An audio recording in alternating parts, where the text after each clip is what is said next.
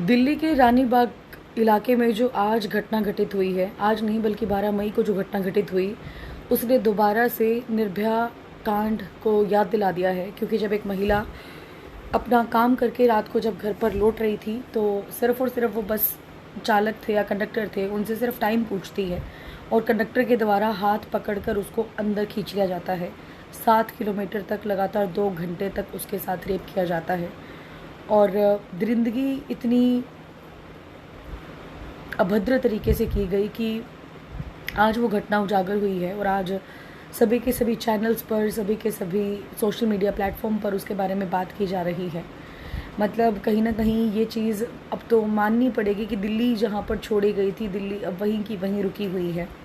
कहाँ तो एक समय ये हो गया था कि अब शायद निर्भया जैसा कांड इस देश में नहीं होगा, लेकिन हर दूसरे दिन कोई ना कोई ऐसी बड़ी घटना सुनने में आती है। ये सिर्फ और सिर्फ सरकार की नाकामी है, ये कानून की नाकामी है।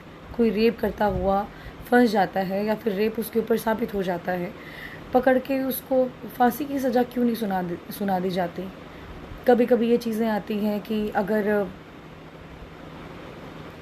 मतलब सुना ही होगा आपने पिछली बार बयान कि किस चीज़ को रेप नहीं माना जाएगा, किस चीज़ को मोलेस्टेशन नहीं माना जाएगा।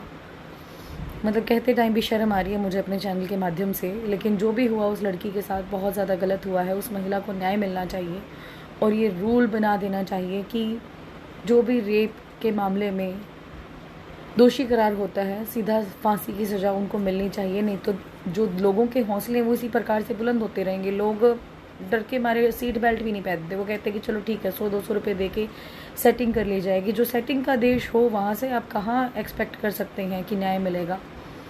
एक केस को लड़ते लड़ते 3-3, 4-4, 7-7, 8-8 साल निकल जाते हैं लोगों की। तो कहाँ न्याय की मांग, कहाँ क्या चीज़ें।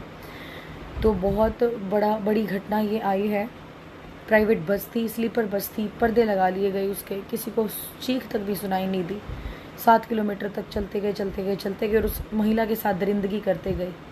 तो आप अंदाज़ा लगा सकते हो कि कैसे उस महिला ने कितना कुछ सहा होगा।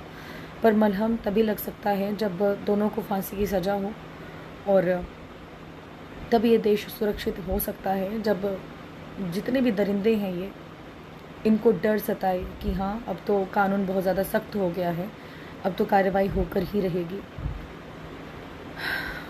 Thank you so much everyone for watching this video. बस बाकी शब्द कम पड़ गए हैं मेरे इस घटना को सुनने के बाद।